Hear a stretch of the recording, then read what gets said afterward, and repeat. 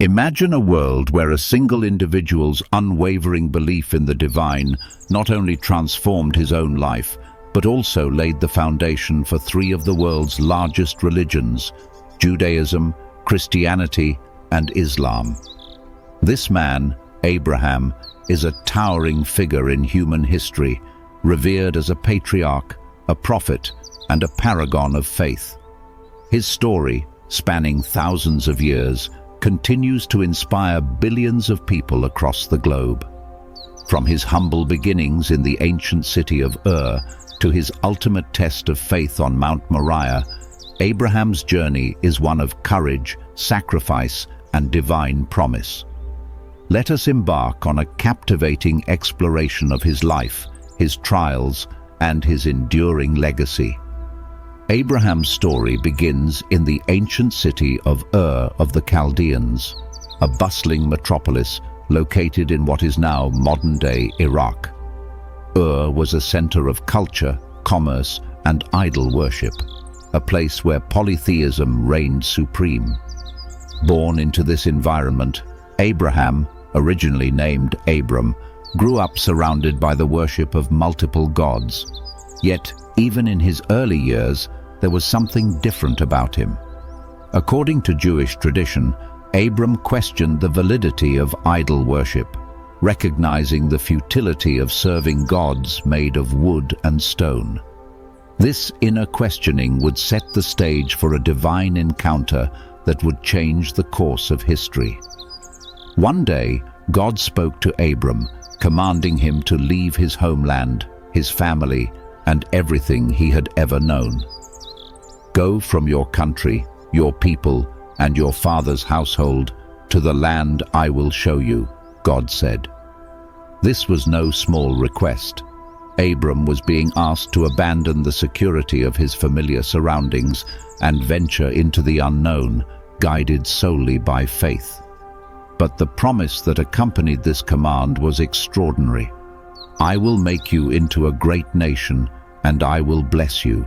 I will make your name great, and you will be a blessing." With this covenant, God established a profound relationship with Abram, one that would shape the destiny of his descendants and, ultimately, the world. Abram obeyed without hesitation, taking his wife Sarai, later renamed Sarah, his nephew Lot, and all his possessions, and setting out for the land of Canaan. This act of faith marked the beginning of a journey that would define Abram's life and legacy. Upon arriving in Canaan, God appeared to Abram again, reaffirming his promise. "To your offspring I will give this land." This was the first of many instances where God would remind Abram of his covenant, a promise that seemed impossible given Abram's advanced age and Sarai's barrenness. Yet, Abram believed, and his faith was credited to him as righteousness. The promise of descendants was central to God's covenant with Abram, but it was also the source of great trials. Abram and Sarai were well past the age of childbearing, and years passed without the fulfillment of God's promise. This delay tested Abram's faith, leading him and Sarai to take matters into their own hands. Following a custom of the time, Sarai offered her Egyptian maidservant, Hagar, to Abram as a surrogate. Hagar bore a son named Ishmael, but this was not the child of promise. God had a different plan, one that required unwavering trust in his timing. 13 years after Ishmael's birth, God appeared to Abram again, reaffirming his covenant and changing Abram's name to Abraham, meaning father of many nations. Sarai's name was also changed to Sarah, signifying her role as the mother of nations. God promised that Sarah would bear a son, Isaac, through whom the covenant would be fulfilled. This announcement was met with laughter from Abraham and Sarah, both of whom were well into their 90s. Yet, as God had promised, Sarah conceived and gave birth to Isaac, a miraculous event that underscored the power of divine intervention. Abraham's faith was further tested by the destruction of Sodom and Gomorrah, two cities notorious for their wickedness. When God revealed his plan to destroy the cities, Abraham interceded on their behalf, pleading for mercy if even a handful of righteous people could be found. This dialogue between Abraham and God reveals not only Abraham's compassion, but also his growing understanding of God's justice and mercy. In the end, only Lot and his family were spared, as the cities were consumed by fire and brimstone. This event served as a stark reminder of the consequences of sin and the importance of righteousness. Perhaps the most profound and challenging moment in Abraham's life was the test of his faith on Mount Moriah. God commanded Abraham to take his beloved son Isaac, the child of promise, and offer him as a sacrifice. This command seemed to contradict everything God had promised, as Isaac was the key to the fulfillment of the covenant. Yet, Abraham obeyed without hesitation, demonstrating his absolute trust in God's plan. The journey to Mount Moriah was undoubtedly agonizing for Abraham. Every step brought him closer to the unthinkable act of sacrificing his son. Yet, when Isaac asked where the lamb for the sacrifice was, Abraham replied, "God himself will provide the lamb."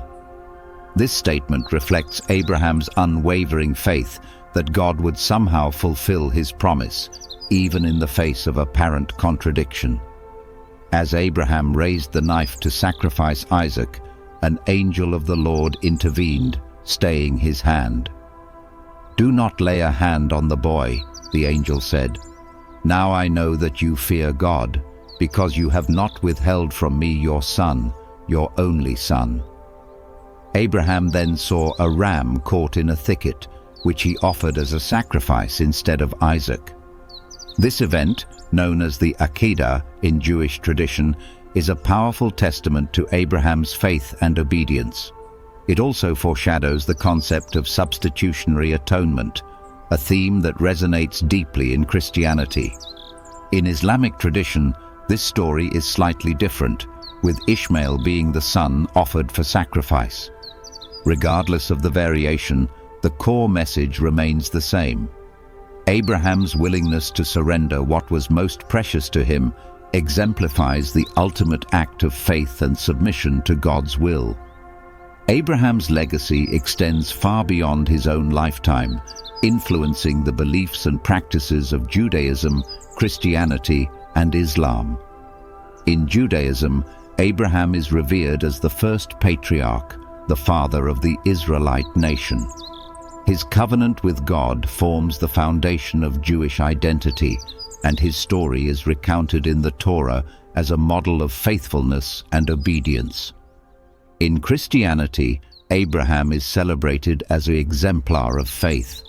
The Apostle Paul frequently references Abraham in his letters, emphasizing that justification comes through faith, as demonstrated by Abraham's belief in God's promises.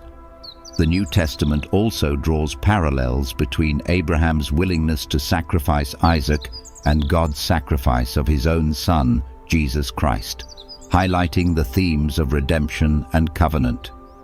In Islam, Abraham, known as Ibrahim, is honored as a prophet and a friend of God.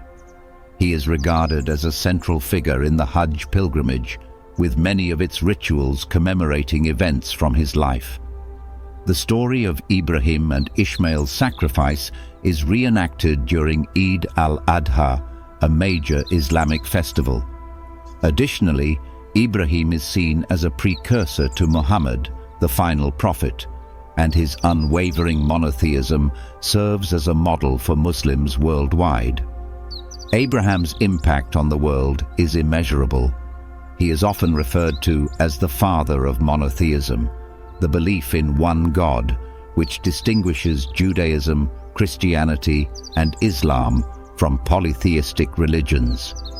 His faith and obedience set a standard for spiritual devotion that continues to inspire believers across generations. Beyond religion, Abraham's story resonates with universal themes of trust, sacrifice, and hope. His willingness to leave his homeland, his patience in waiting for God's promises, and his readiness to surrender his son all speak to the human experience of grappling with uncertainty and finding meaning in divine purpose. Today, billions of people trace their spiritual heritage back to Abraham. Jews, Christians, and Muslims alike look to him as a model of faith and a reminder of the power of belief. His legacy is not confined to ancient texts, but lives on in the hearts and practices of those who follow the Abrahamic traditions. In a world often divided by differences, Abraham's story serves as a unifying thread, reminding us of our shared spiritual roots. His life challenges us to examine our own faith, to trust in the promises of the divine, and to act with courage and compassion. As we reflect on Abraham's journey, we are invited to consider how our own lives might shape the course of history, just as one man's faith did thousands of years ago. To fully appreciate Abraham's story, it is essential to understand the cultural and historical context in which he lived. The ancient Near East, where Abraham's journey began, was a region of great diversity and complexity. It was a land of city-states, each with its own gods and religious practices. Ur, Abraham's birthplace, was a prominent city in Mesopotamia, known for its ziggurats and advanced civilization. The people of Ur worshipped a pantheon of gods, with Nana, the moon god, being the chief deity. In this polytheistic environment, Abraham's monotheism was revolutionary. His belief in one God set him apart from his contemporaries and laid the groundwork for the monotheistic religions that would follow.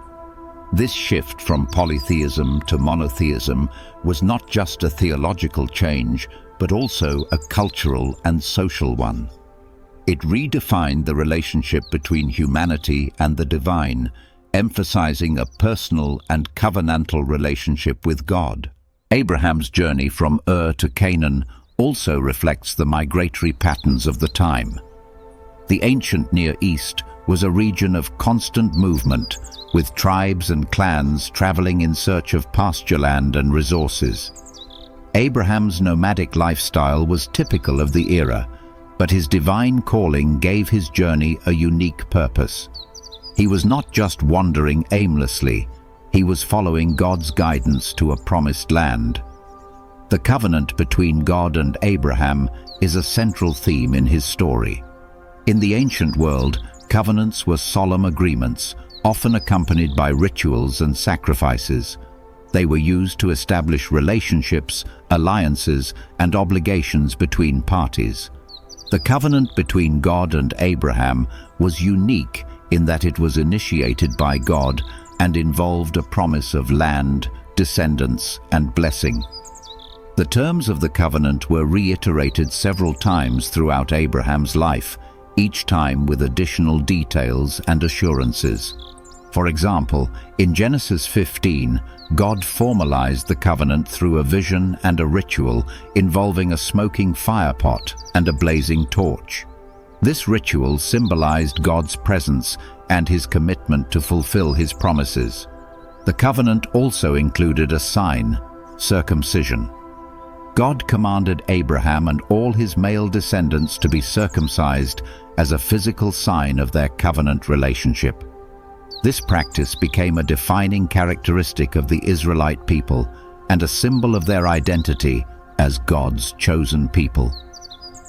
Abraham's relationships with his family members were complex and often fraught with tension. His marriage to Sarah was central to the fulfillment of God's promise, but it was also marked by moments of doubt and conflict. Sarah's decision to offer Hagar to Abraham as a surrogate led to tension and rivalry between the two women. Hagar's son, Ishmael, was blessed by God and became the ancestor of a great nation, but he was not the child of promise. Abraham's relationship with his nephew Lot also provides insight into his character. When conflict arose between their herdsmen, Abraham chose to avoid strife by allowing Lot to choose the best land. This act of generosity and peacemaking demonstrated Abraham's trust in God's provision. The most challenging aspect of Abraham's family life was the test of sacrificing Isaac. This event tested not only Abraham's faith, but also his relationship with his son. Isaac's willingness to be bound and placed on the altar reflects his trust in his father and, ultimately, in God. Abraham's influence extends far beyond his immediate family. His descendants, the Israelites, became a nation with a unique relationship with God.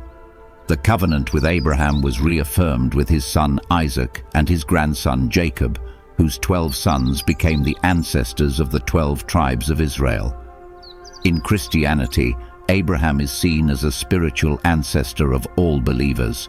The Apostle Paul describes Abraham as the father of all who have faith, whether they are Jews or Gentiles. This universal aspect of Abraham's legacy emphasizes the inclusivity of God's promises. In Islam, Abraham is revered as a model of submission to God. His willingness to sacrifice his son is commemorated during the Hajj pilgrimage, and his legacy is celebrated in Islamic teachings and traditions. Abraham's story continues to resonate with people of all faiths and backgrounds. His journey of faith, marked by trials and triumphs, offers timeless lessons for navigating the challenges of life.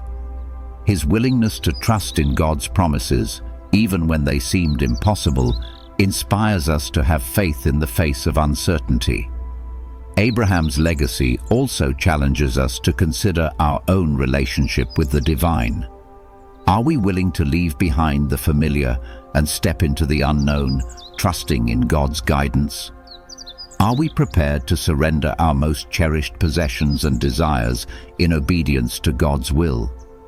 In a world that often values material success and self-reliance, Abraham's story reminds us of the importance of faith, humility, and dependence on God. His life is a testament to the transformative power of belief and the enduring impact of one man's faith on the course of history. This exploration of Abraham's life is but a glimpse into the profound impact of his story. From his humble beginnings in Ur to his ultimate test of faith on Mount Moriah, Abraham's journey is a testament to the transformative power of belief. His legacy continues to inspire and guide, offering timeless lessons for all who seek to live a life of faith and purpose. In the ancient days before the Great Flood had ever touched the earth, when the world was still young and humanity had just begun to populate the land, a strange and haunting tale unfolded, one that would shape the course of human history and ripple into the very foundations of biblical prophecy. This is the story of the Watchers, heavenly beings assigned by the Creator to observe and guide mankind, but who fell from their sacred posts into temptation, rebellion, and ruin. These were no ordinary angels. These were the Watchers, sent down not to intervene, but to observe. And yet, the earth, filled with beauty and the innocent stirrings of early humanity, stirred something in them far more dangerous than compassion. It awoke desire. It awoke rebellion. The Genesis account, brief though it is, opens a portal to this forgotten drama.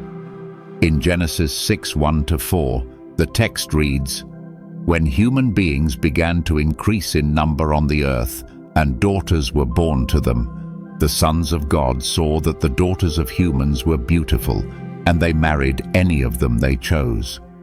Then the Lord said, 'My spirit will not contend with humans forever, for they are mortal. Their days will be 120 years. The Nephilim were on the earth in those days, and also afterward, when the sons of God went to the daughters of humans and had children by them. They were the heroes of old, men of renown." These cryptic verses raise more questions than they answer. Who were the sons of God? Who were the Nephilim? And what exactly transpired that moved God to limit humanity's lifespan and flood the world? To find the answers, we must journey into the Book of Enoch, an ancient Jewish text that expands on these enigmatic verses.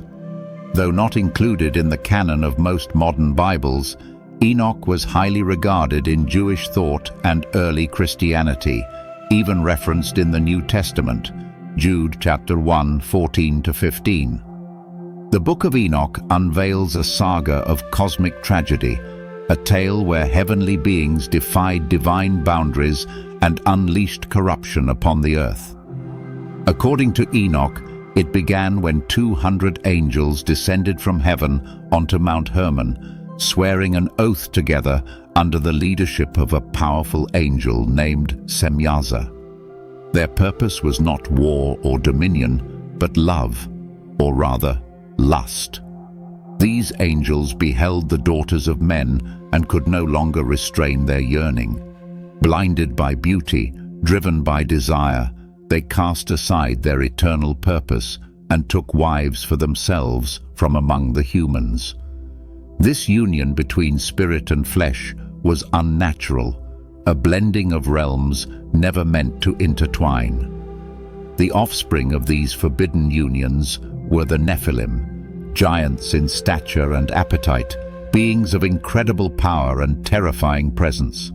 They walked the earth like demigods, devouring its resources, ruling over humans with fear and inciting violence. They were not just strong, they were corrupted in spirit. Their blood was part divine, part human, and fully fallen. They taught mankind the secrets of the heavens, but not the kind that lead to life. Instead, they revealed the forbidden arts. Azazel, another of the Watchers, taught men how to make weapons of war, swords and knives, shields and armor. He taught women how to enhance their beauty with cosmetics and enchantments. Other angels taught astrology, sorcery, the reading of signs and omens. Knowledge that was once hidden was now laid bare, and with it came arrogance, lust, greed, and chaos. God looked down upon the earth and saw its corruption. The harmony of creation was unraveling. Where once the earth had thrived in balance, now it groaned under the weight of bloodshed and perversion. The cries of the oppressed rose like smoke before the throne of heaven, and judgment could no longer be withheld. God called the archangels, Michael, Raphael, Uriel, and Gabriel, and gave them commands to cleanse the earth. Gabriel was sent to incite civil war among the Nephilim, turning them against one another. Raphael was commanded to bind Azazel and cast him into the abyss, covering him with sharp stones until the day of judgment.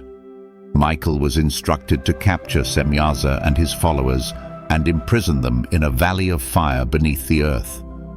But before the flood would come, God would raise a prophet to warn the people, Enoch. Enoch, the great-grandfather of Noah, was a man who walked with God. He was shown visions of heaven and hell, of angels and demons, and of the day when the Watchers would stand trial for their crimes. He pleaded with the fallen angels, who begged him to intercede on their behalf. But the verdict was already sealed. There would be no redemption for the Watchers, only chains and shadows until the end of days. As the floodwaters prepared to rise, God chose Noah, a man righteous in his generation, to preserve the last remnant of uncorrupted humanity. The ark was built not just as a vessel of survival, but as a reset for the world. The Nephilim, with their monstrous strength and unquenchable hunger, were wiped out in the deluge, though traces of their bloodline are hinted at even after the flood. Giants like the Anakim and Goliath suggest that the legacy of the Watchers was not entirely erased. Yet the story does not end with water. The fallen angels remain imprisoned, awaiting the final judgment. Their crimes echo throughout Scripture, a cautionary tale of celestial rebellion and the high cost of crossing divine boundaries.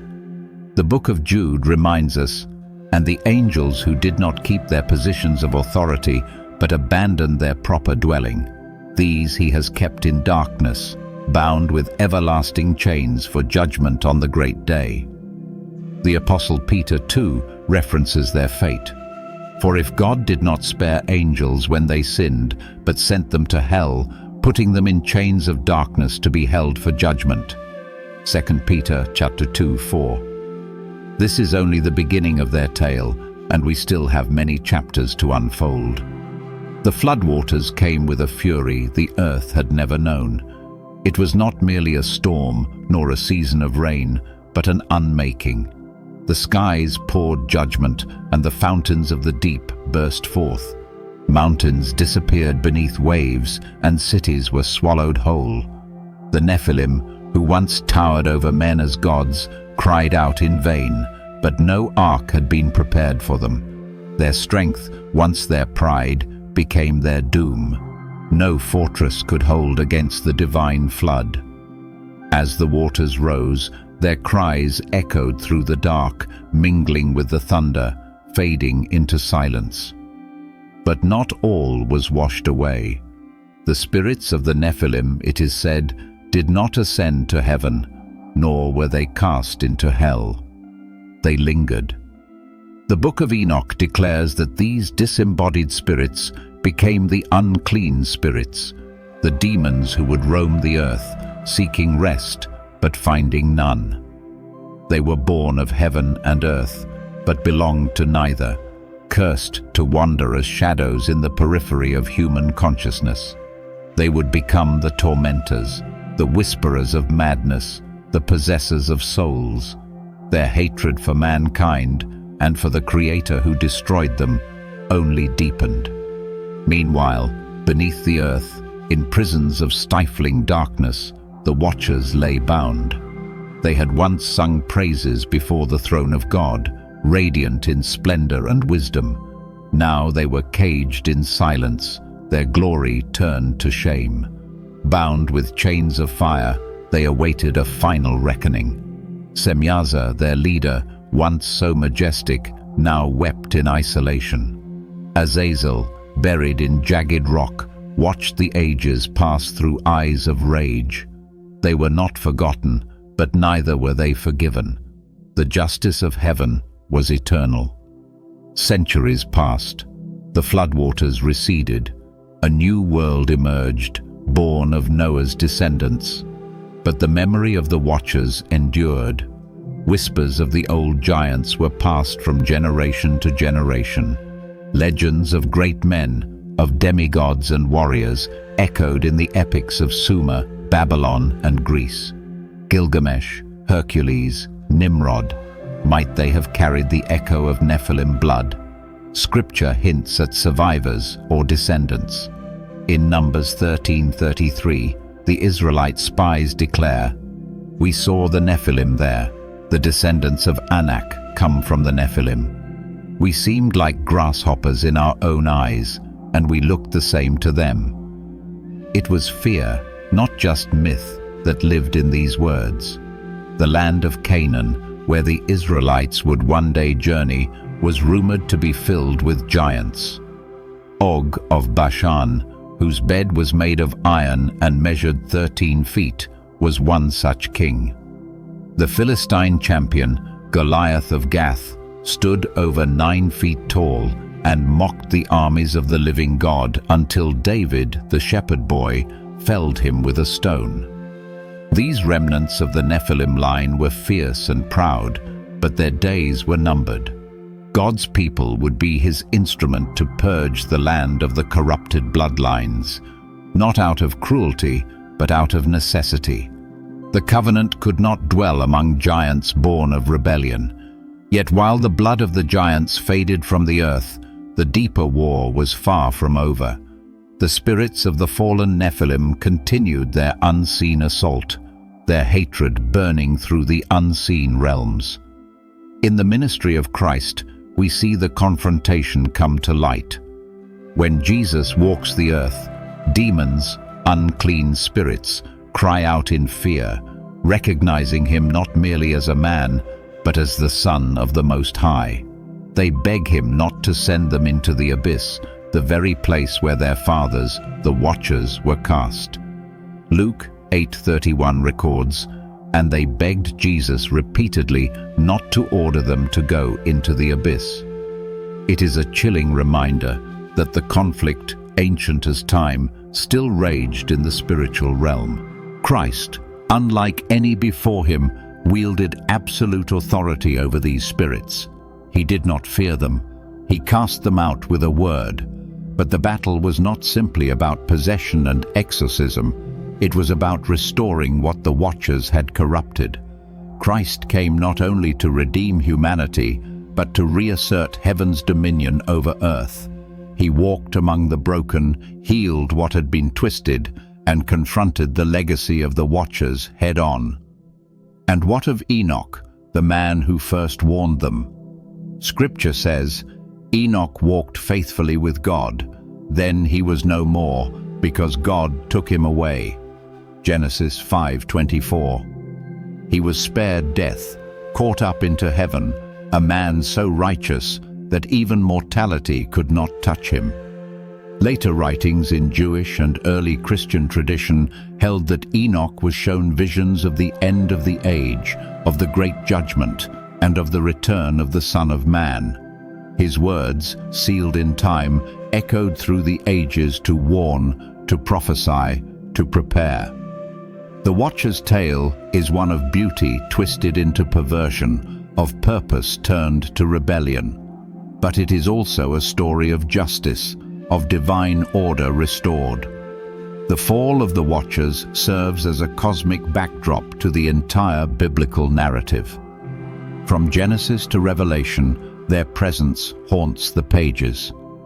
When John writes in Revelation 12 of a great war in heaven, where the dragon and his angels are cast out, one cannot help but remember the precedent, the first rebellion of the heavenly host. The Bible, layered in prophecy and mystery, continually draws the reader back to this primal fall, this ancient war. The flood came not simply as a punishment for man, but as a cleansing of cosmic proportions. It was heaven's response to a world infected with corruption, not only from within mankind, but from the rebellion that had crept down from the celestial heights. When the ark floated upon the face of the deep, it did not merely carry Noah and his family. It bore the last untainted line of humanity, the final breath of purity in a world now drowned in judgment. Yet even as the waters swallowed the mountains and silenced the giants, the tale of the Watchers was far from over. The Watchers, though cast into the shadowy abysses, remained conscious. Beneath the layers of earth and flame, they wept, raged, and remembered. Once they had stood in the courts of heaven, adorned in light, breathing the music of creation. Now they were entombed in darkness, mocked by the very stars they once danced among. Each passing millennium carved regret into their immortal souls. They had traded eternity for desire, the presence of God for the fleeting touch of flesh. It was Azazel who bore the heaviest weight. More than any other, he had corrupted the earth. His teachings of metallurgy and war, of ornament and vanity, had armed men with pride and seduced women with illusions. What he gave was not enlightenment, but the means to destroy. While Semyaza had led them down, Azazel had cast their gifts into the hearts of mankind like poisoned seeds. The Book of Enoch says he was bound hand and foot, cast into a desert place, and covered with rough stones. From that place, his anguish would rise like smoke until the day of judgment. But the spiritual damage done was not so easily buried. When the Nephilim perished in the flood, their hybrid spirits, born of heaven and earth, were cursed to roam without rest. They became what later scripture would call demons, wandering, malicious entities with no place in either heaven or Sheol. These spirits hungered for habitation, for bodies, for voices through which they could speak and act. They whispered in dreams, clawed through the veil of the scene and sought to twist human hearts toward the same rebellion that birthed them. It is here that the ancient past begins to tangle with the New Testament. When Christ walked the earth, he did so in a world still reeling from the legacy of the Watchers. The Pharisees debated law and ritual, the Romans ruled with steel, but beneath the surface, spiritual warfare was rampant. Jesus confronted it head-on. Wherever he went, unclean spirits cried out. "Have you come to destroy us?" they asked. "I know who you are, the Holy One of God." Mark 1:24. These were not the disembodied fears of men, but the literal offspring of fallen angels, recognizing in Christ the power of the one who had cast their fathers into chains. Their fear was not superstition, it was memory. The Gospel of Luke gives us a chilling insight into their dread. When Jesus encountered a man possessed by many demons, they begged him, "Do not send us into the abyss." Luke 8:31. That abyss, the same pit where the Watchers were confined, was not just a place of torment, but of finality. To be cast there was to be silenced forever, to join the ancient rebels in a prison of eternal despair. The demons remembered the flood, they remembered the fall, and they knew that the Son of God had authority to cast them where they belonged. But this authority did not end with exorcism. Jesus had come not only to confront the symptoms of corruption, but to undo its cause. The cross was not merely a sacrifice, it was an unmaking of cosmic rebellion. When Paul writes in Colossians 2:15, "Having disarmed the powers and authorities, he made a public spectacle of them, triumphing over them by the cross," he is not speaking metaphorically. He is describing a heavenly victory. At Calvary, the curse sown by the Watchers was broken. The knowledge they had twisted, the bloodlines they had corrupted, the fear they had spread, it was all undone by the innocent blood of the Lamb. Yet even now, the story is not finished. Revelation speaks of a time when the abyss will be opened. In Revelation 9, John sees a star fallen from heaven who is given the key to the abyss.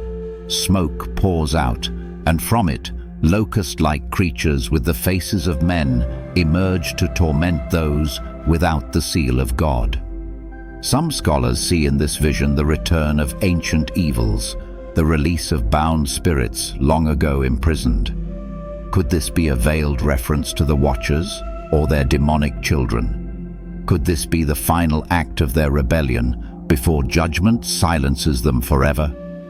The connection grows stronger in Revelation 20, where Satan himself is cast into the abyss, bound for 1,000 years before the final judgment. The abyss is not hell, not yet, but a place of waiting, of containment, of divine restraint. It is the waiting room of wrath, the cell where ancient traitors bide their time until justice is fully delivered. The Watchers remain there still, eyes lifted toward the heavens they once defied, awaiting the trumpet blast that will announce their end. But there is one last piece to consider, a mystery that Scripture does not answer directly, but which haunts the edges of its story. Why did the Watchers fall? Why would angels, beings of beauty and light, choose rebellion? Was it merely lust or something deeper? The Book of Enoch suggests pride played its part. Semyaza feared he would bear the weight of their decision alone, and so demanded an oath from all his followers.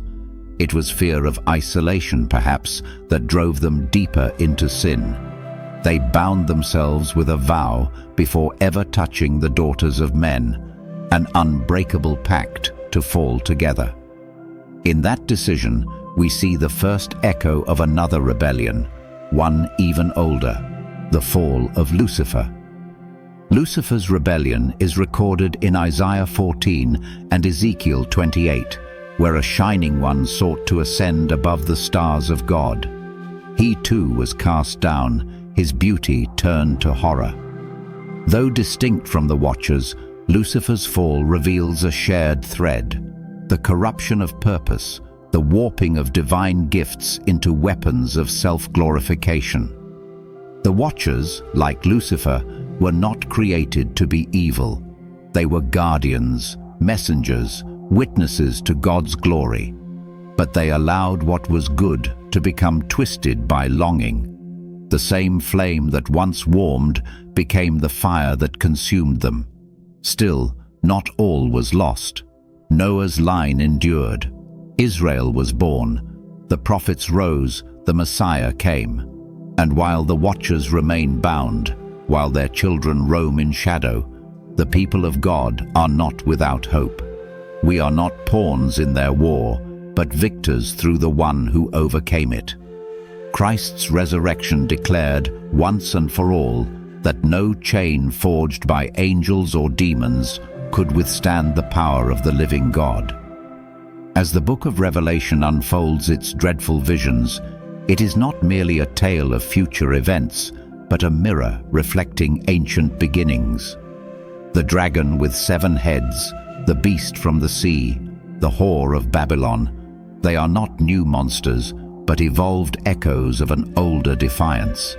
The Watchers may be silent now, imprisoned beneath the mountains and seas, but their legacy lives in every tyrant who exalts himself, in every kingdom that rises against the Creator, in every human heart that listens to whispers born of pride and rebellion. Revelation 12 recounts a celestial war. Then war broke out in heaven. Michael and his angels fought against the dragon, and the dragon and his angels fought back. This is not merely a spiritual metaphor, but the culmination of the ancient unrest that began when angels first envied man's place in creation. The Watcher's fall had been a deviation, a break in the order of heaven's design. Lucifer's rebellion was a blow to God's throne. The Watcher's sin was a corruption of his image on earth. Now the great war comes full circle. Heaven reclaims what was defiled. In that final war, the prison gates will shudder, the abyss will stir. Revelation 9 tells of a moment when a star fallen from heaven is given the key to the shaft of the abyss. Smoke rises, darkening the sun and sky, and from the smoke emerge locusts with power like scorpions. They are not ordinary insects, but creatures of supernatural torment. Some believe these are the spirits of the Nephilim reborn, given form for one final wave of devastation. Their target is not the righteous, but those who bear the mark of the beast, those who have given themselves over to rebellion in the manner of the Watchers before them. The judgment of the Watchers themselves is inevitable. The book of Enoch sees their sentence sealed from the beginning. You will have no peace. A great sentence has gone forth against you.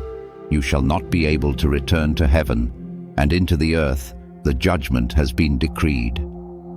They are reserved in chains of gloom until the day when the Ancient of Days sits upon the throne and all secrets are revealed.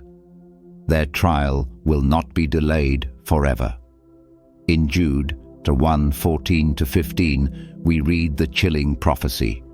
See, the Lord is coming with thousands upon thousands of his holy ones to judge everyone and to convict all of them of all the ungodly acts they have committed. Enoch had seen it first, the courtroom of eternity, the scrolls opened, the names listed. The Watchers will be summoned, not in glory, but in disgrace. The Nephilim spirits, the demons they birthed, will be thrown into the lake of fire alongside the dragon and the beast. There will be no escape, no loophole, no plea of innocence. The Watchers who once watched man will be watched themselves as the judge passes his sentence.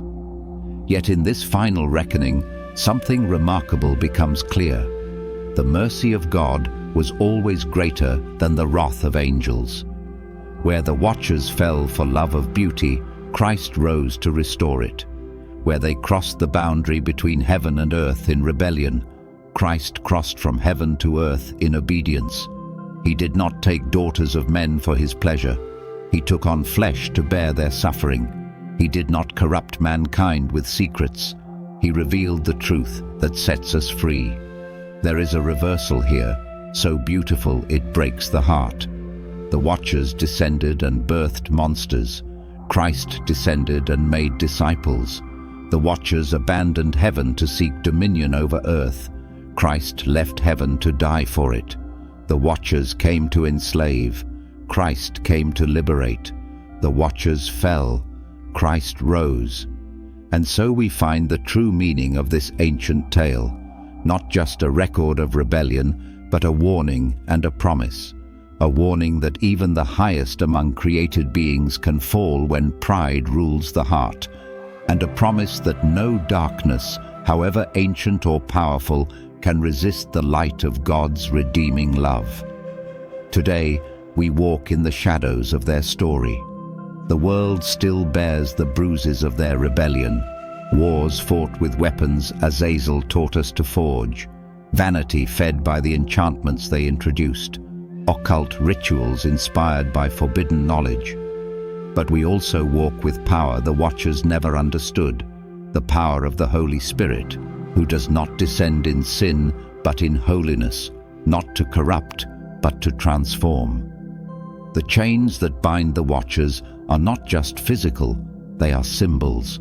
They represent the finality of divine justice, the inescapability of consequence. For a time, the world tolerated their offspring. For a time, the earth forgot the depth of their defilement. But in the end, heaven remembered. In the end, the chains were forged by the word, and no Watcher could break them. There is, however, one final twist, a prophecy hidden not in plain sight, but layered beneath the stones of Scripture and the pages of forgotten texts. Revelation speaks of a second resurrection, of a final war, of Gog and Magog, and a fire that falls from heaven. Some early traditions wondered, would the abyss, once opened, ever be sealed again? Would the ancient Watchers, even in their chains, witness the end of all things? Perhaps they will. Perhaps their silence in the final days will be the last echo of a song once sung in heaven. Perhaps they will see from their prisons the return of the King. Perhaps the one they defied, the Creator whose image they scorned, will stand above them, not in wrath, but in blazing majesty. And perhaps in that moment, the fallen angels will realize something they never knew, that even in their rebellion, God's justice was righteous, that even in their fall, His plan was not thwarted, that the story was never about them, but about the unshakable glory of the one who rules heaven and earth. So the tale of the Watchers ends where it began, with glory, not theirs, His. The ancient mountains still remember, the stars still witness, the chains still hold, the earth still bears the scars, but the Lamb who was slain has overcome, and the gates of the abyss will never stand against the risen King. Gog and Magog, the mysterious and fearsome figures found in biblical prophecy and historical legend, have captivated the imagination of scholars, theologians, and storytellers for centuries. Their enigmatic presence in the Scriptures has sparked countless debates regarding their identity, origin, and the role they play in the grand narrative of human history and eschatology. Are they literal nations, symbolic representations of chaos, or supernatural entities set to bring about the final battle? The truth lies buried in ancient texts, religious traditions, and the echoes of history.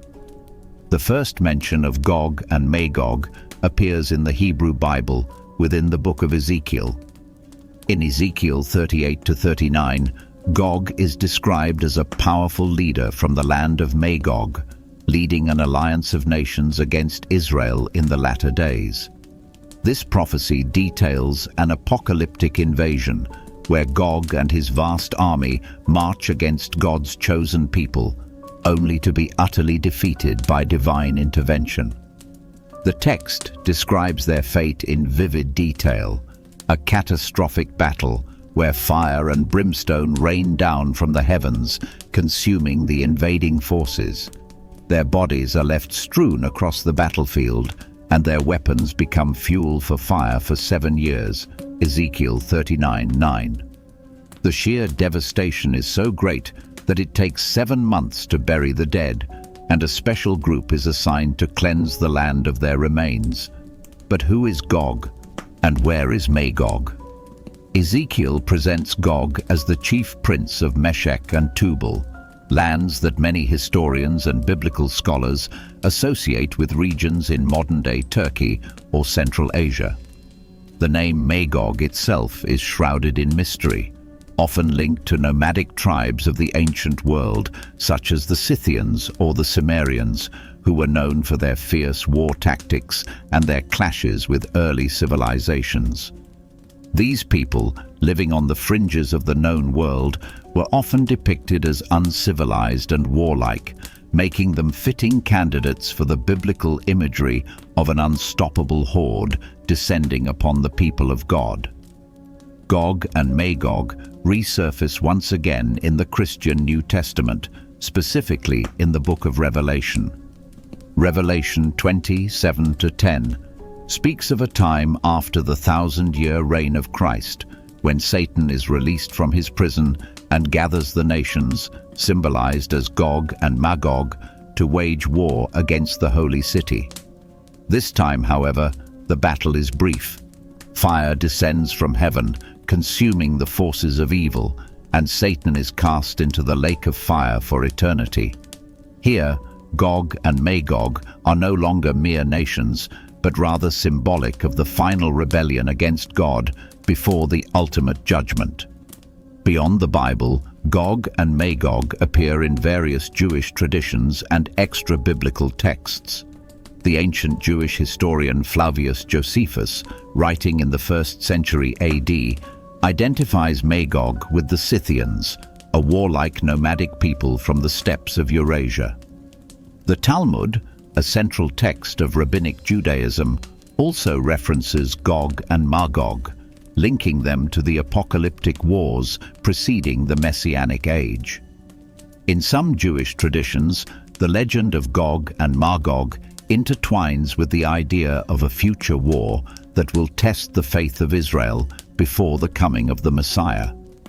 The figures of Gog and Magog also make their way into Islamic eschatology, appearing in the Quran as Yajuj and Majuj.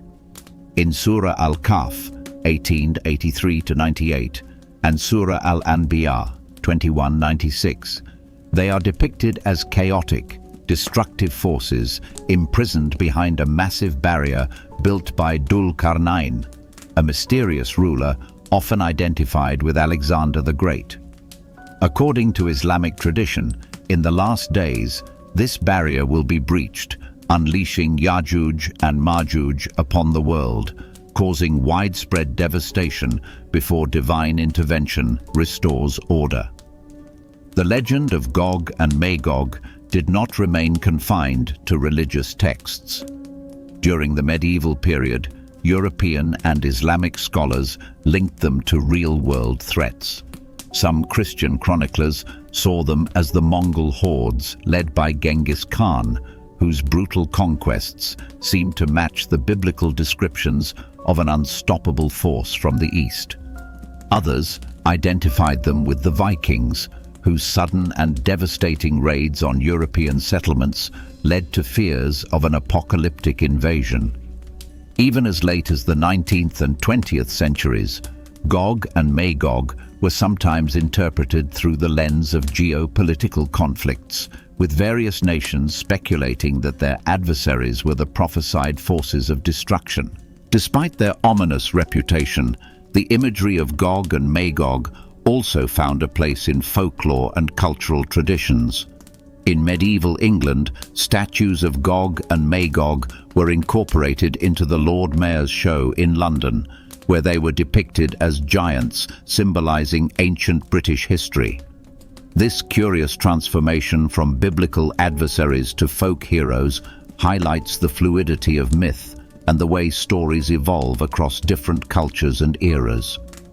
The mystery of Gog and Magog continues to intrigue scholars, theologians, and history enthusiasts alike. Are they simply ancient nations long forgotten by time? Do they represent an eternal struggle between good and evil? Or are they a foreshadowing of future conflicts yet to come?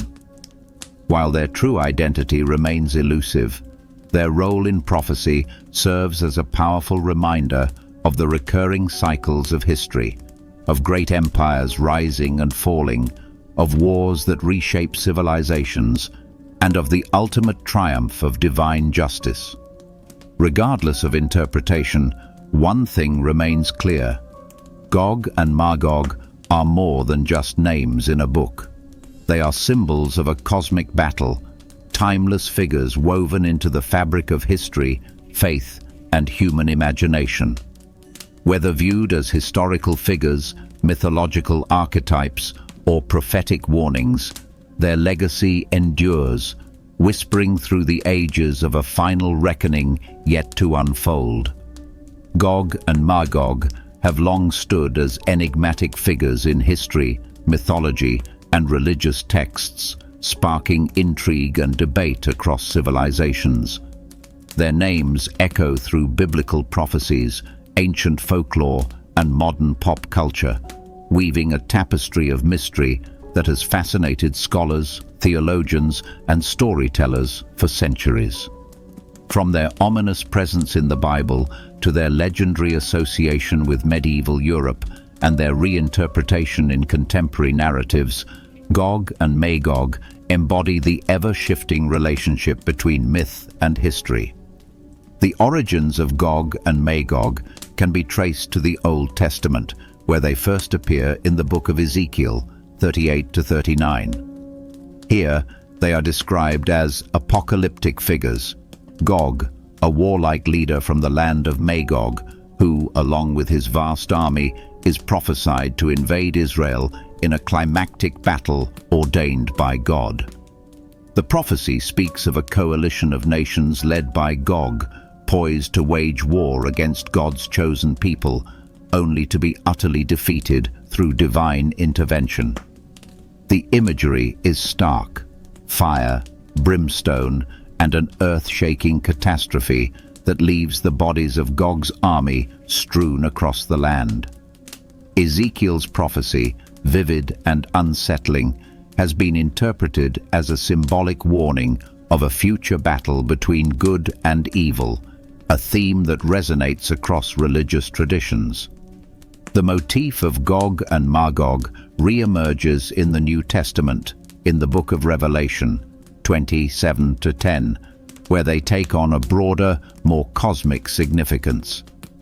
In this apocalyptic vision, after 1,000 years of peace, Satan is unleashed upon the world once more, gathering the nations, symbolized by Gog and Magog, for a final rebellion against God.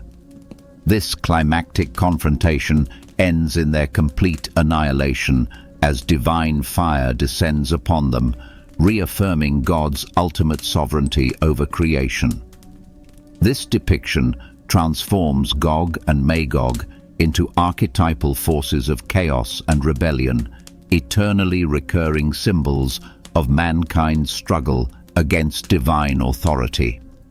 Beyond the Bible, the legends of Gog and Magog traveled across cultures and epochs, finding a particularly vivid home in medieval European folklore.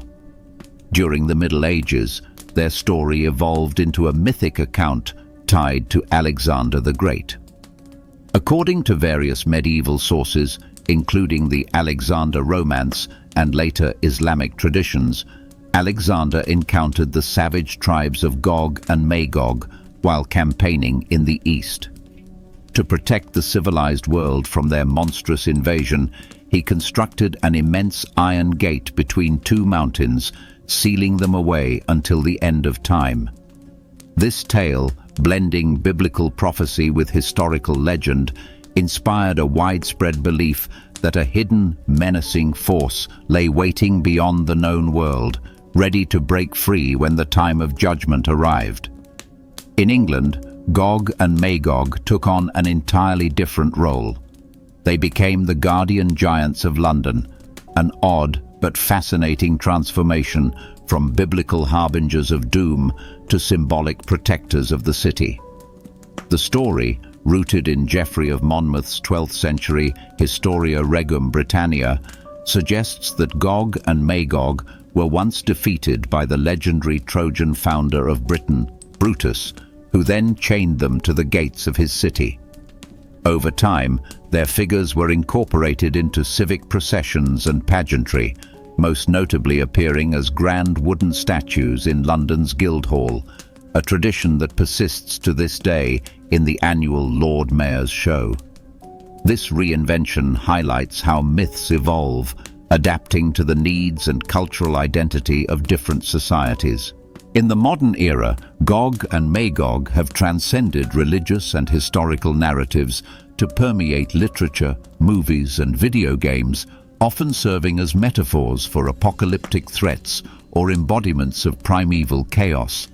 They appear in fantasy novels, comic books, and even political discourse, often invoked as a warning of impending doom or a force that must be contained. In J.R.R. Tolkien's The Lord of the Rings, echoes of their legend can be seen in the dark forces that lie beyond the known world, threatening to return. Similarly, in dystopian fiction, the imagery of a catastrophic invasion by an overwhelming enemy carries shades of the biblical prophecy.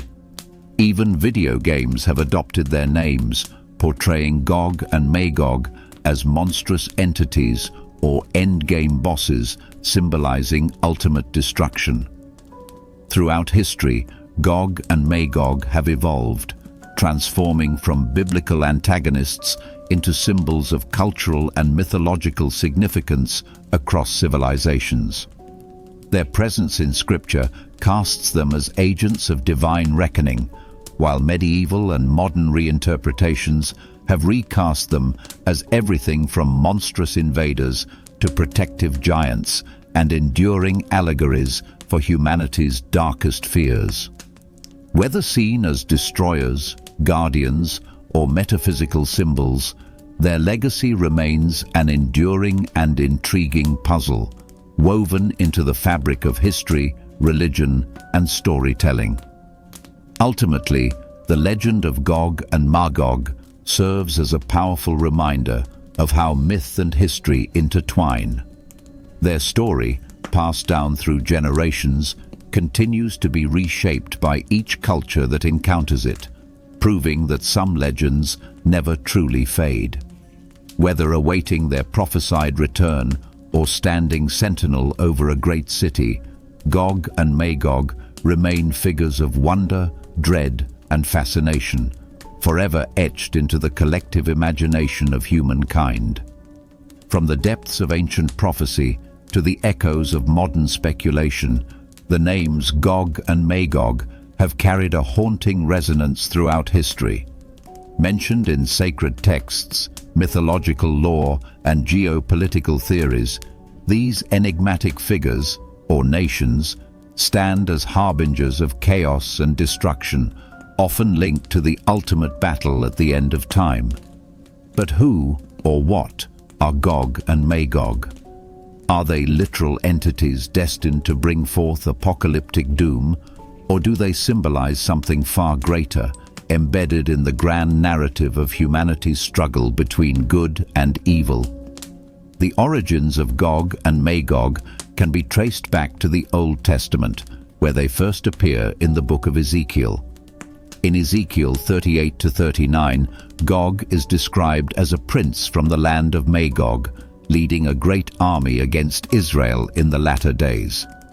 The passage paints a vivid picture of an overwhelming force descending upon the Holy Land, only to be utterly defeated by divine intervention.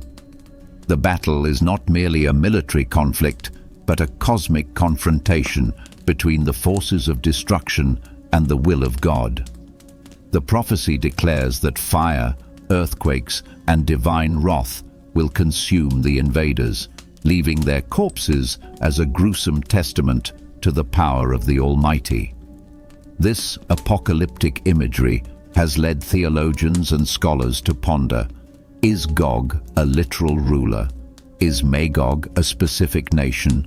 Or are they allegorical representations of those who rise against divine order? The legend of Gog and Magog does not end with Ezekiel. The book of Revelation revisits their ominous presence, reinterpreting them in a vastly different context. In Revelation 20:7-10, Gog and Magog re-emerge after the millennial reign of Christ, gathered by Satan for one final attempt to overthrow God's kingdom.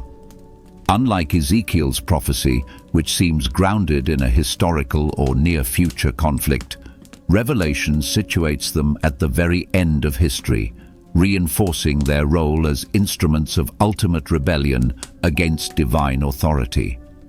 In this passage, their fate is once again sealed by divine fire, consuming them before they can lay waste to the holy city.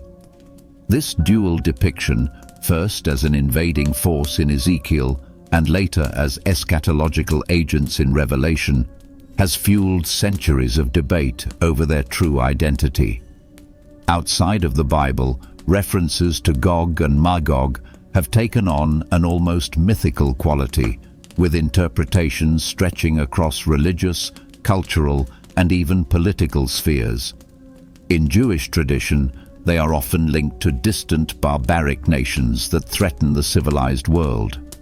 Some ancient rabbis identified them with the Scythians, a nomadic warrior people of Eurasia, whose reputation for brutality and conquest seemed to fit Ezekiel's description. In Christian eschatology, they became an enduring symbol of the ultimate enemies of God, often tied to geopolitical adversaries of different eras.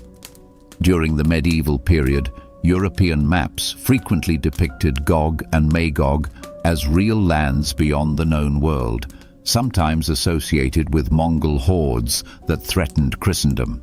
Islamic tradition also embraces the narrative of Gog and Magog, known as Yajuj and Majuj, placing them in the context of end times prophecy. The Quran describes them as a corrupt, destructive people imprisoned behind a mighty barrier built by the righteous ruler Dhul Qarnayn. According to Islamic eschatology, they will one day break free and wreak havoc upon the earth before being divinely annihilated. This portrayal aligns with the biblical concept of Gog and Magog as agents of chaos unleashed in the final days, reinforcing their status as universal figures of apocalyptic dread. Beyond religious texts, the legend of Gog and Magog has seeped into folklore and historical narratives. The British Isles, for example, have their own peculiar take on these figures. Medieval legends claimed that Gog and Magog were giants who once roamed Britain, later captured and enslaved by the Trojan founder of London, Brutus. Their names became associated with the city's mythological origins, and even today, their statues stand as ceremonial guardians of London, carried in processions during the Lord Mayor's show. Though vastly different from their biblical counterparts, these folkloric interpretations highlight the adaptability of their mythos across cultures and epochs. In modern times, the spectre of Gog and Magog continues to loom over political and religious discourse.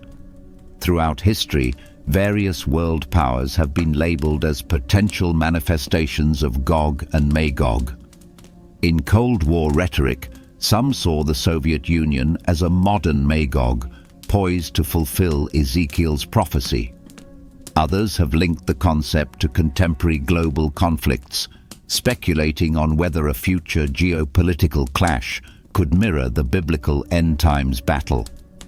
While some view these interpretations as mere conspiracy theories, the persistence of Gog and Magog in discussions of war and destiny reveals their enduring symbolic power. The real-world implications of Gog and Magog's legend are profound. They embody the eternal struggle between divine justice and earthly rebellion, between order and chaos, between civilization and barbarism. Whether taken literally or metaphorically, their story serves as a stark reminder of humanity's cyclical encounters with destruction and renewal. Do they represent actual nations or rulers? Are they metaphors for the ever-present threat of evil? Or do they symbolize the spiritual battles waged within every soul? As with all great mysteries, the legend of Gog and Magog remains an open question, inviting endless interpretation and reflection. Whether seen as supernatural agents of doom, mythological constructs, or prophetic warnings of conflicts yet to come, their place in history is undeniable. They remind us that the past, present, and future are woven together in an intricate web of faith, fear, and fascination, one that continues to captivate minds and shape narratives of the apocalypse to this very day. Throughout history, few names have stirred as much intrigue and speculation as Gog and Magog. These enigmatic figures have transcended their biblical origins to become symbols of geopolitical tensions, apocalyptic fears, and global anxieties. As the world grapples with uncertainty, conflicts, and shifting power dynamics, the rise of Gog and Magog in modern times has captured the imagination of many, fueling discussions about prophecy, history, and the fate of nations. The origins of Gog and Magog trace back to the Bible, appearing in the book of Ezekiel, chapters 38 to 39, and later in the book of Revelation, 27 to 10. In Ezekiel's prophecy, Gog is depicted as a powerful leader from the land of Magog, leading a vast coalition of nations against Israel in a climactic battle. God intervenes, unleashing divine wrath upon Gog and his forces, ensuring their utter defeat. This vision has long been associated with an eschatological confrontation between good and evil, a final reckoning before a new era of divine rule. The book of Revelation amplifies this theme, presenting Gog and Magog as forces of chaos that re-emerge at the end of the millennial reign of Christ. Satan, having been bound for 1,000 years, is released to deceive the nations, gathering them for one last assault against God's people. Fire from heaven consumes these rebellious forces, marking their ultimate destruction. This dramatic narrative has fueled centuries of speculation, with theologians, scholars, and world leaders interpreting Gog and Magog as allegories for real-world threats, past and present. Historically, the identity of Gog and Magog has been the subject of much debate. Ancient Jewish, Christian, and Islamic traditions have attempted to link them to various peoples and empires. Some early commentators associated them with the Scythians, a nomadic group known for their ferocity in battle. In the medieval era, European chroniclers identified Gog and Magog with Mongol hordes sweeping across Asia and Eastern Europe, led by Genghis Khan and his successors. During the Cold War, many Western theologians and political analysts pointed to the Soviet Union, drawing parallels between the atheistic superpower and the biblical forces of darkness. Even today, some view rising global powers, radical ideologies, and military alliances as potential manifestations of Gog and Magog. The resurgence of interest in Gog and Magog in modern times is deeply tied to contemporary geopolitical events. In an age of nuclear proliferation, cyber warfare, and international conflicts, fears of an apocalyptic showdown have not diminished. Many evangelical Christians and eschatologists scrutinize current affairs, searching for signs of Gog's emergence. Tensions in the Middle East, particularly involving Israel, Russia, Iran, and other regional powers are often analyzed through the lens of Ezekiel's prophecy. The idea of a great northern power, interpreted by some as Russia, leading a confederation of nations against Israel, continues to gain traction, especially amid shifting alliances and military escalations. Furthermore, Gog and Magog have become potent metaphors in political discourse. Leaders and commentators invoke their names to describe adversarial nations, viewing global struggles as part of a larger, cosmic battle. The framing of ideological and military conflicts in apocalyptic terms has been a recurring theme in history, and today's political rhetoric is no exception. Whether it is discussions about superpower rivalries, radical movements, or global conspiracies, the specter of Gog and Magog looms large in the collective consciousness. Beyond political interpretations, the concept of Gog and Magog resonates deeply with audiences seeking explanations for global challenges. In a rapidly changing world marked by pandemics, economic instability, and social upheaval, apocalyptic narratives provide a sense of structure and meaning. The idea that history is moving toward a predetermined climax, where divine justice will ultimately prevail, offers solace to many. This enduring belief fuels fascination with biblical prophecy, reinforcing the notion that current events are not random, but part of a grand, unfolding plan. Yet, despite these interpretations, the true identity of Gog and Magog remains elusive. Are they literal nations, allegorical representations of evil, or both? The ambiguity surrounding them allows for endless reinterpretation, ensuring their relevance across different historical contexts. As new powers rise and old empires fall, the search for Gog and Magog continues, each generation finding fresh reasons to see their hand at work in world affairs. Ultimately, the rise of Gog and Magog in modern times is a testament to the enduring power of biblical prophecy and its ability to shape human perception of history and destiny.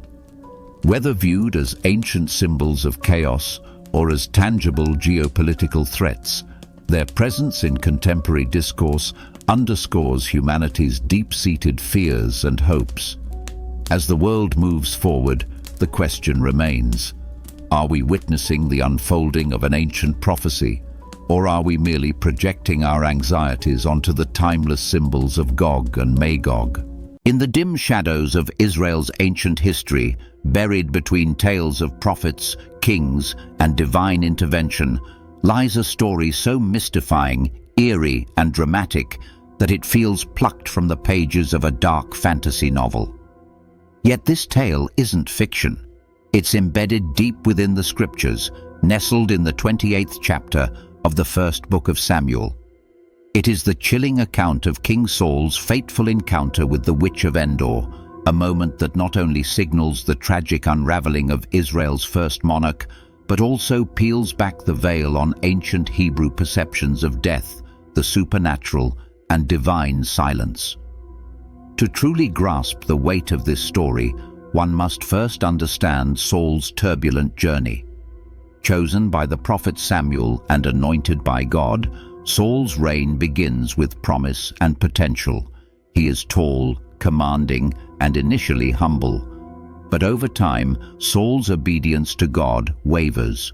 He grows impulsive, paranoid, and increasingly distanced from divine favor. His fatal mistakes, such as offering sacrifices only the prophet Samuel was meant to perform, and sparing King Agag of the Amalekites when God had ordered total destruction, lead to a divine rejection of his kingship. Samuel, once his greatest ally, departs from him, both physically and spiritually. The once anointed ruler is now a haunted man, consumed by fear and isolation. Fast forward to the eve of battle. The Philistines, Israel's arch-enemies, have gathered at Shunem, their forces vast and threatening. Saul, camped at Gilboa, surveys the enemy and trembles. But it's not merely the military might that terrifies him, it's the deafening silence from heaven. In times past, he could seek the Lord through dreams, prophets, or the sacred Urim, a divinatory object used by the priests. But now, nothing. Not a whisper, not a sign. God has turned his face away. Driven to desperation, Saul makes a decision that is as hypocritical as it is shocking. In his earlier years, he had expelled all mediums and necromancers from the land in obedience to the Mosaic law that strictly forbade such practices. Do not turn to mediums or seek out spiritists, for you will be defiled by them. I am the Lord your God. Leviticus 19:31. And yet, now faced with divine silence and impending doom, Saul disguises himself and seeks out the very type of person he once outlawed, a witch. He travels by night, clothed in secrecy, to the village of Endor, a place whose very name would echo infamy through the ages. There, hidden in the shadows, lives a woman known only as the medium of Endor. The biblical text does not name her, nor does it give her backstory, but her reputation precedes her. When Saul and his servants arrive, the woman is understandably wary. Saul had, after all, condemned her kind. She fears a trap. But Saul reassures her, swearing by the Lord, ironically, the very God whose law he is now defying, that she will not be punished. He requests one thing: bring up Samuel. And here, the story takes an unexpected and supernatural turn. The woman performs her ritual. We are not told exactly what she does or says, but something happens, something so shocking that it terrifies even the medium herself.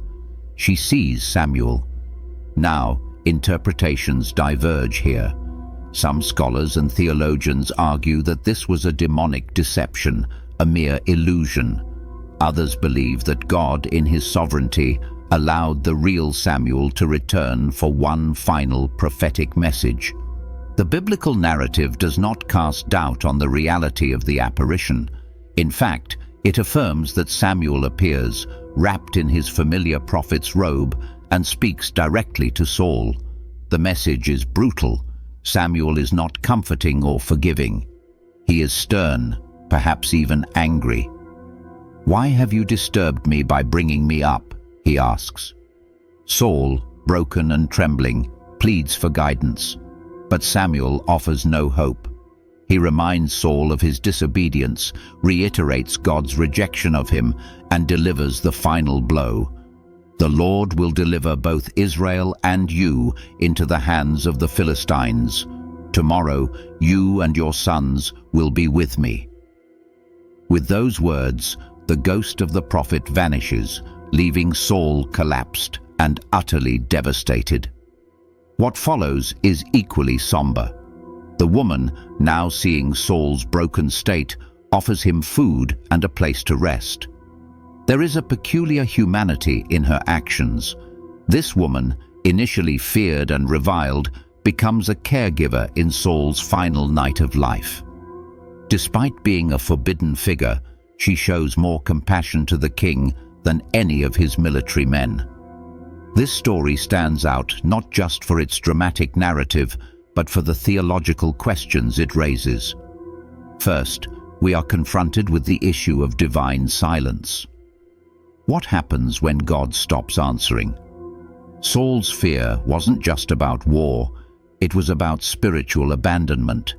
It's a terrifying place for any believer to be, and the story illustrates that no earthly or supernatural workaround can substitute a broken relationship with God. Then there's the question of necromancy. The Bible is clear in its condemnation of such practices. Yet here, God allows, or at least permits, Samuel's spirit to appear. Some argue this proves God's ultimate control even over forbidden acts. Others say it was a one-time exception, a judgment tool to finalize Saul's demise. In either case, it's a moment where spiritual boundaries blur in terrifying ways. There's also the motif of irony. Saul, once a zealous enforcer of God's laws, now becomes the very lawbreaker he sought to eliminate. The once proud king must stoop to seeking answers in the shadows. His hypocrisy is on full display, and it underscores the tragic fall from grace that pride and fear can bring. The Witch of Endor herself is a fascinating figure. She is neither glorified nor condemned in the text. In fact, her portrayal is surprisingly neutral, even humane. She is not described as evil, nor is she punished. Her existence challenges our assumptions about who is outside of God's mercy and who might act righteously even within a forbidden role. From a narrative standpoint, this episode is cinematic gold. Picture it: a haunted king, dressed in commoner's clothes, sneaking through the night. A mysterious woman performing a forbidden ritual. A ghost rising from the earth with a message of doom. And an entire kingdom teetering on the edge of collapse. It's a scene worthy of any epic film or psychological thriller. And yet, beneath the supernatural and dramatic elements lies a deeply human story. Saul's fall wasn't sudden. It was gradual, marked by pride, insecurity, and repeated compromise. His need for control led him away from obedience. His fear of being abandoned by his people became greater than his fear of disobeying God. And in the end, when silence was all he heard, he reached not upward in repentance, but downward into the grave, hoping to drag an answer from the dead. Perhaps the saddest part of Saul's story is that he was not beyond redemption. Even after his mistakes, he could have repented. David, after all, committed grave sins, but his heart always turned back to God. Saul, in contrast, kept trying to manage his fall on his own terms. The Witch of Endor was not his first compromise, but it was the final one. The story ends where all tragedies do, in death. The next day, Saul and his sons fall in battle. His body is desecrated by the Philistines, and the kingdom is thrown into chaos. But from these ashes rises a new king, David, the man after God's own heart. So what does the story of Saul and the Witch of Endor teach us today? It warns us against the slow drift of compromise. It reminds us that when God is silent, the answer is not in seeking forbidden knowledge, but in waiting, repenting, and trusting. And it dares us to confront the uncomfortable reality that sometimes the most chilling part of the supernatural is not what lies beyond, but what happens when the divine chooses not to speak. This account also opens a window into the psychology of a leader who had once walked in the favor of God and now must navigate the shadows of his own undoing. Saul's descent into darkness is not just a tale of spiritual rebellion, but one of emotional despair. His fear, his isolation, and his increasing paranoia form a downward spiral that is heartbreakingly relatable. How many times do we, in moments of silence or trial, reach for solutions that contradict our principles? Saul's story is a mirror for the human condition, the way we often abandon what we believe when we feel abandoned ourselves. Even in the grimness of the narrative, there is a haunting beauty. The imagery is vivid. The quiet, moonlit journey to Endor, the flickering light in the witch's hut, the gasp of shock as Samuel appears, the broken voice of a king who knows he is lost. These are scenes that stick in the imagination, lingering like the shadow of a fading fire. And through it all, the question remains: what would have happened if Saul had waited? If instead of forcing an answer from the grave, he had thrown himself at the mercy of the living God? Finally, the story leaves us with an emotional ache, a longing for what could have been. Saul was not merely a tragic figure. He was a potential-filled man whose choices led to ruin.